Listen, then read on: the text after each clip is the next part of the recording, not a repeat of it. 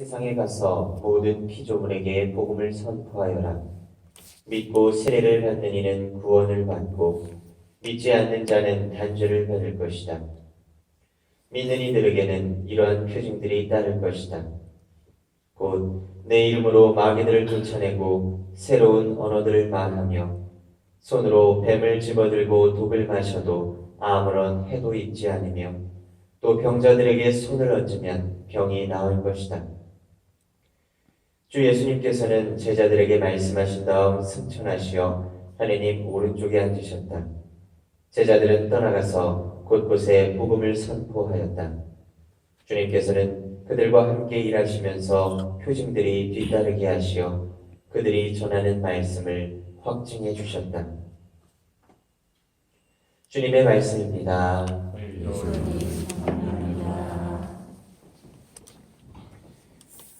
오늘은 마르코 복음사가 축일입니다. 마르코라는 이름은 비추다, 비추어지다 라는 뜻의 라틴어에서 유래되었다고 합니다. 그래서 그런지 마르코가 쓴 복음서는 예수님을 환히 비추고 있다는 느낌을 받을 수 있습니다. 마르코에 대해서 알려진 바는 그렇게 많지 않지만 그분의 고향은 예루살렘이고 이교도, 그러니까 그리스도가 아니라 다른 종교를 믿던 사람이었는데 사도들의 설교를 듣고 감동을 받아서 예수님을 믿고 따르게 되었다고 합니다. 그리고 12사도의 으뜸인 베드로의 통역관 역할을 할 정도로 지식이 많았던 것 같습니다. 그리고 오늘 제1독서에서처럼 베드로 사도가 마르코를 아들처럼 생각하고 아꼈던 것을 보면 아마 인간적으로도 훌륭한 분이 아니었을까 생각해 봅니다. 또 바오로 사도와 선교여행을 함께 했고 후에 이집트 알렉산드리아에서 주교직을 수행하다가 순교했다고 알려져 있습니다. 마르코 복음사가의 이 콘을 보면 동물이 한 마리 등장합니다. 이게 어떤 동물인지 혹시 아시나요? 보기를 드리겠습니다. 첫 번째 사람, 두 번째 사자, 세 번째 독수리, 네 번째 황소. 뭘까요? 아시는 분이 대답을 하신 것 같은데 사자입니다.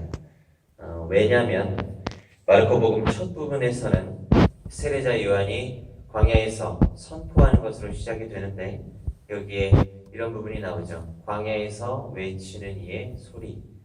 이 소리를 사자의 울부짖음으로 이렇게 비유해서 마르코 복음사가가 나오는 그 성화들을 보면 언제나 사자가 있는 것을 알 수가 있습니다. 어쨌든 이처럼 마르코라는 이름을 떠올리면 바로 복음서가 생각이 나죠.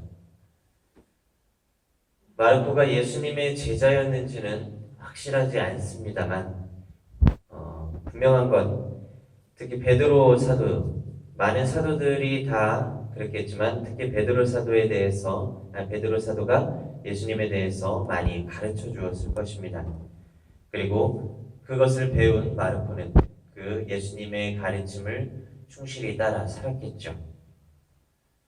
그래서 사도들과 함께 또 사도들의 제자들과 함께 예수님에 대해서 유다인들, 처음에는 유다인들에게 시작해서 이방인들에게까지 예수님에 대해서 선포를 했습니다. 그런데 시간이 점점 흐르다 보니까 사도들이 나이를 먹죠. 인간인지라. 그리고 또 순교를 한 명씩 순교를 당해서 이 세상을 떠나게 됩니다. 그래서 이 세상에서 예수님을 직접 배웠던 그 목격자들이 하나둘 이제 세상에서 사라지게 되는 문제가 생기게 됩니다.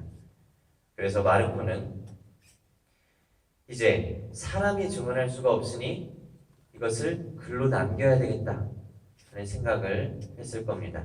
그래서 처음에는 예수님에 관한 자료들을 여기저기 다니면서 많이 수집을 한 다음에 또 사도들에게 들었던 예수님에 관한 가르침이나 행적들, 기적들을 다 한데 모아서 어떤 집필 의도, 책을 쓰려면 어떤 의도가 있어야 되겠죠. 그 그 의도에 따라서 예수님에 관한 복음서를 집필하게 되었고, 지금 우리들 손에 들려있는 성경에 있는 그 마르코 복음서가 탄생하게 되었습니다.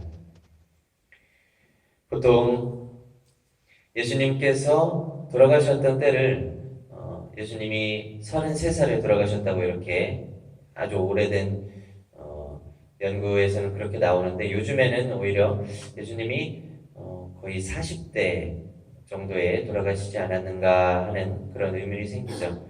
그래서 서기 0년이 예수님이 태어난 해라고 알려져 있었지만 사실은 그보다 좀 전에 태어났다고 볼 수가 있어요.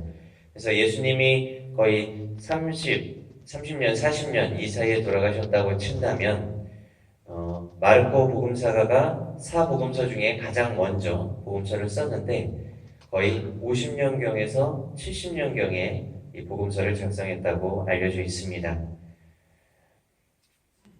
사람은 무엇인가 남기고 싶어 합니다. 이름 석자를 남기고 싶어 하기도 하고, 또 어떤 자신이 쓴 자서전, 또 어떤 내용이 담긴 책을 남기고 싶어 하기도 하고, 또 그것이 뭐 어떤 건물이든 돈이든 무엇이든 남기고 싶어 하죠. 중세시대에 전해져 내려온 많은 유물 중에 초상화가 많이 있죠.